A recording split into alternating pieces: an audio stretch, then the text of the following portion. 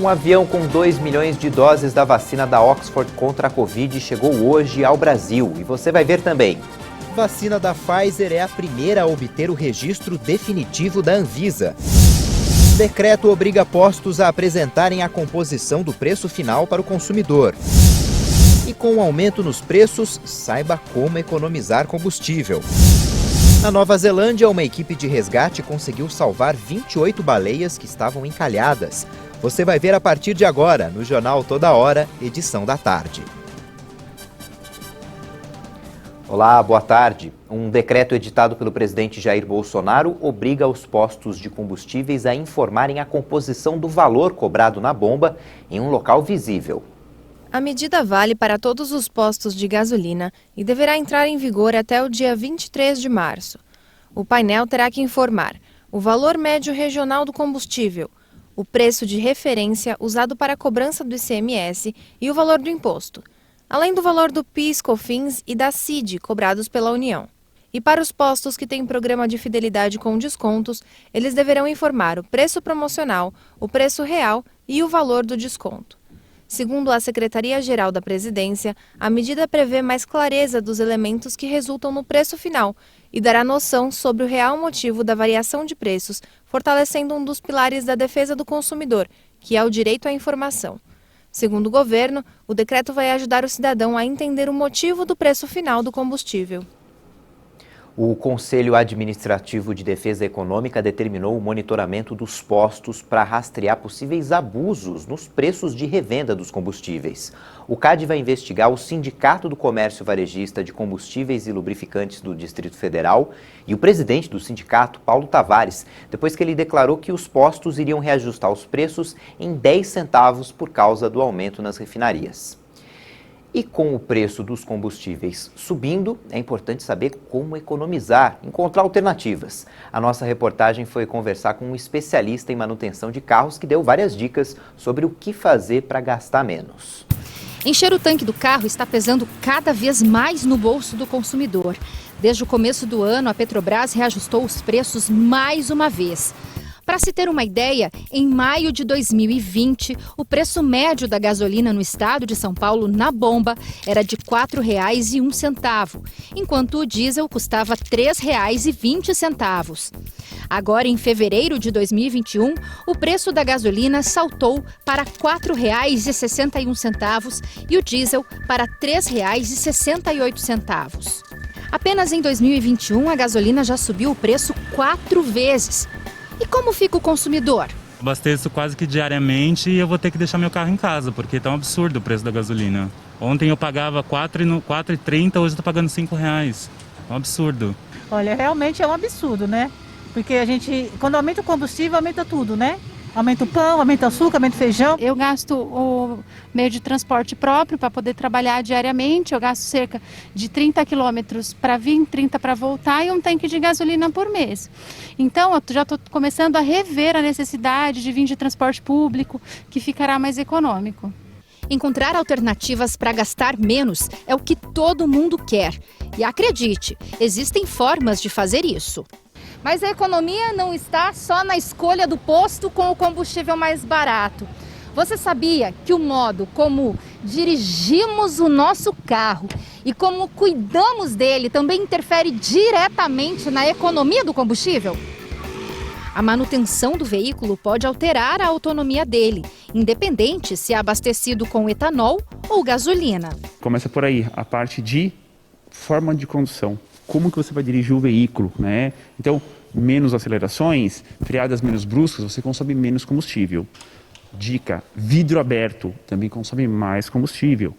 Ar-condicionado consome mais? Consome. Os carros mais antigos eram em torno de 5% a mais.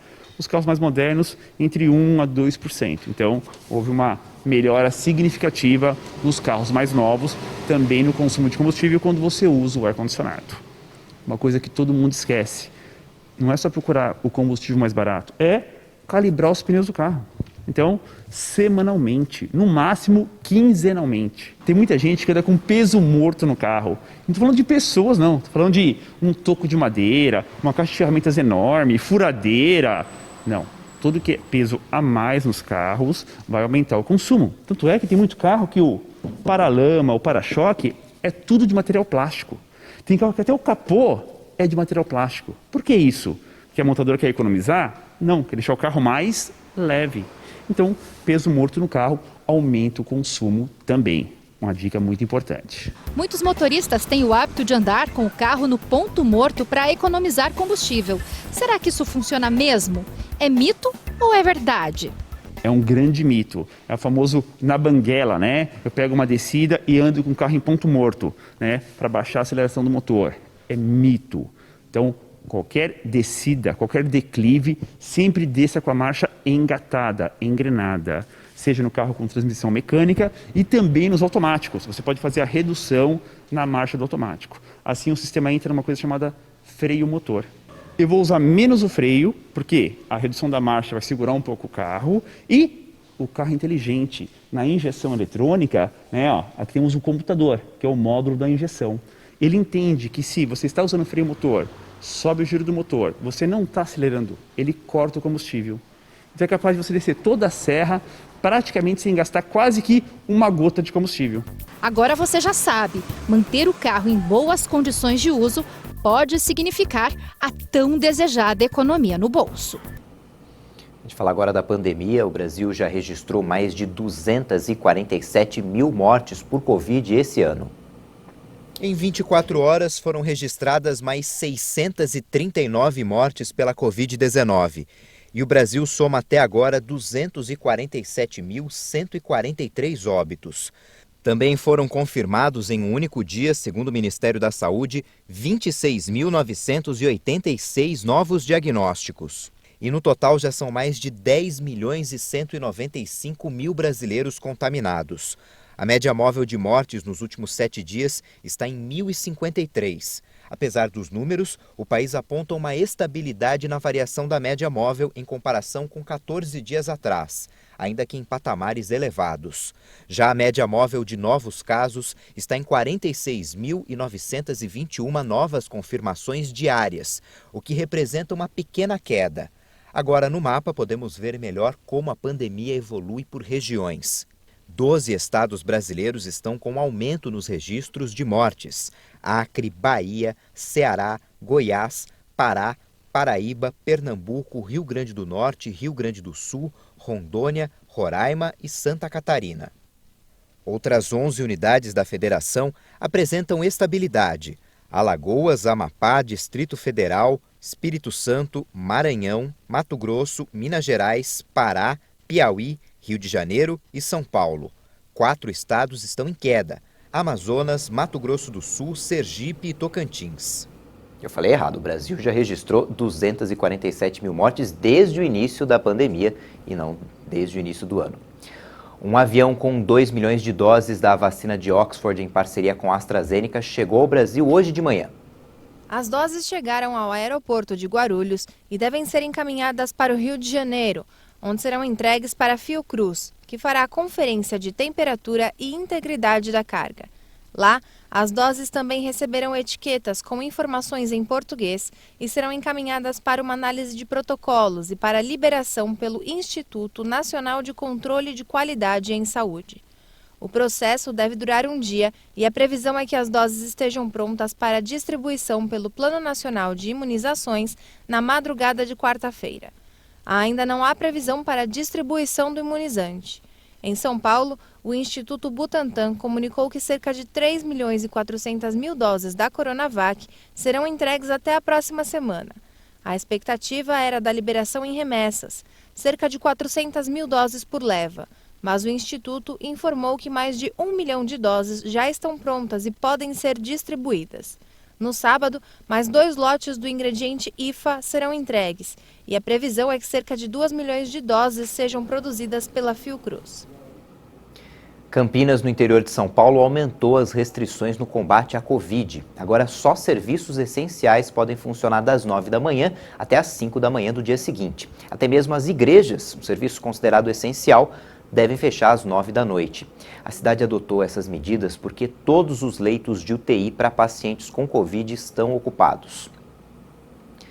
Vamos agora ao número de vacinas aplicadas no país. Segundo o Ministério da Saúde e as secretarias estaduais, já foram vacinados mais de 6 milhões de brasileiros. Isso equivale a 2,8% da população. E quase 1.300.000 pessoas já receberam a segunda dose do imunizante.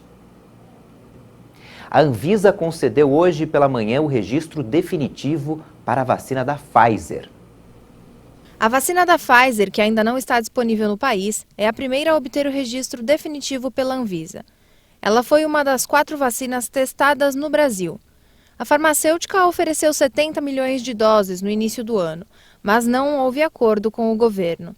Segundo uma nota emitida à imprensa, a agência disse que o imunizante do laboratório Pfizer-BioNTech teve a sua segurança, qualidade e eficácia aferidas e atestadas pela equipe técnica de servidores da Anvisa.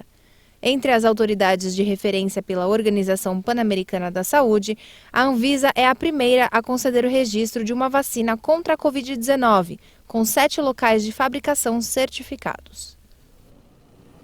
Começa hoje a reaplicação do Enem. Os portões foram fechados e a prova começa já, 1h30 da tarde. Podem fazer a prova os alunos que não fizeram o exame por problemas logísticos, que tiveram as provas canceladas, que estavam com Covid ou outras doenças infecto-contagiosas no dia das provas anteriores.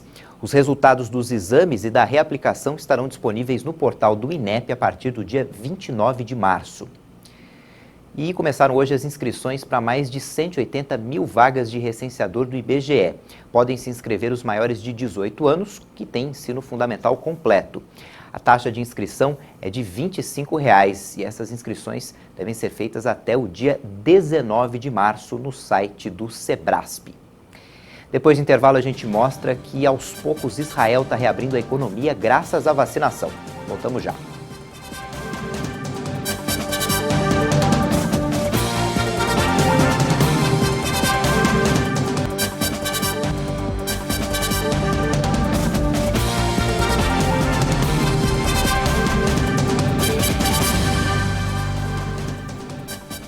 Hoje o Conselho de Ética da Câmara dos Deputados vai se reunir pela primeira vez desde o início da pandemia e a pauta está cheia.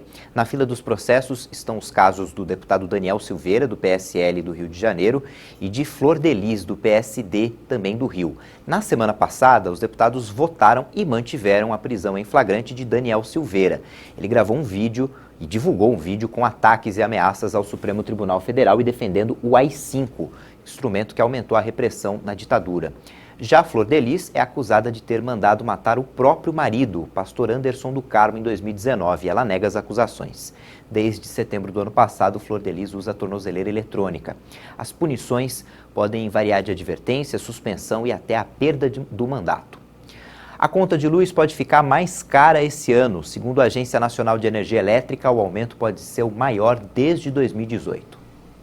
No momento, a estimativa da agência é que o aumento fique em cerca de 13% em 2021, mas o percentual cairia para 8% com a devolução aos consumidores de uma parte dos 50 bilhões de reais cobrados a mais nas contas nos últimos anos. Mesmo assim, o aumento de 8% continuaria sendo o maior desde 2018, quando a alta média das tarifas foi de 15%. Esse forte reajuste nas contas de luz viria no momento em que o país ainda sofre com os reflexos da pandemia de Covid-19 na economia. E vários fatores contribuem para essa elevação das contas. De acordo com a ANEEL, eles vão do maior uso de termoelétricas até o câmbio. Segundo André Peptoni, diretor-geral da ANEEL, estudos já estão sendo feitos para que as medidas adicionais aliviem a pressão sobre as tarifas de energia. Ontem, o presidente Jair Bolsonaro assinou uma medida provisória que abre crédito de 450 milhões de reais para atender estados e prefeituras que decretarem calamidade pública por causa das chuvas. E o presidente vai até o Acre amanhã para sobrevoar as áreas alagadas. Ontem, o governador do Acre, Gladson Cameli, decretou calamidade em 10 cidades do estado. 130 mil pessoas foram afetadas pela cheia do rio Acre. O Ministério da Defesa tem auxiliado na remoção de famílias atingidas pela cheia e vem prestando socorro nas aldeias indígenas isoladas pela água. O estado também enfrenta uma crise migratória na fronteira, surtos de dengue, além da pandemia. E por falar na pandemia, em todo o mundo, segundo a Universidade Johns Hopkins, já são mais de 111.773.000 casos de Covid registrados. 2.475.000 pessoas não resistiram às complicações causadas pela doença. Os Estados Unidos registraram ontem a triste marca de 500 mil de mortes pela Covid-19 desde o início da pandemia. Para se ter uma noção, isso é mais do que o total de americanos que morreram na Primeira, na Segunda Guerra Mundial e na Guerra do Vietnã juntas. Em homenagem às vítimas, a secretária de imprensa da Casa Branca informou que as bandeiras dos prédios do governo federal vão ficar hasteadas a meio mastro por 5 dias. Os Estados Unidos lideram o ranking mundial de vacinação e, nos últimos dias, vem registrando uma redução nas infecções por Covid-19. Quase um terço da população de Israel já foi imunizada contra a Covid com as 2 doses da Pfizer, da vacina da Pfizer. E aí o governo começou a reduzir as restrições. Em alguns locais está liberado o acesso só para quem tomou a vacina. É o caso de piscinas, hotéis e ginásios. O primeiro-ministro Benjamin Netanyahu acompanha de perto a campanha de imunização, está de olho também nas eleições do mês que vem. Hoje a polícia da Geórgia, uma ex-república soviética, prendeu um líder da oposição durante uma operação violenta contra a sede do partido dele. A prisão gerou revolta e até uma advertência dos aliados ocidentais.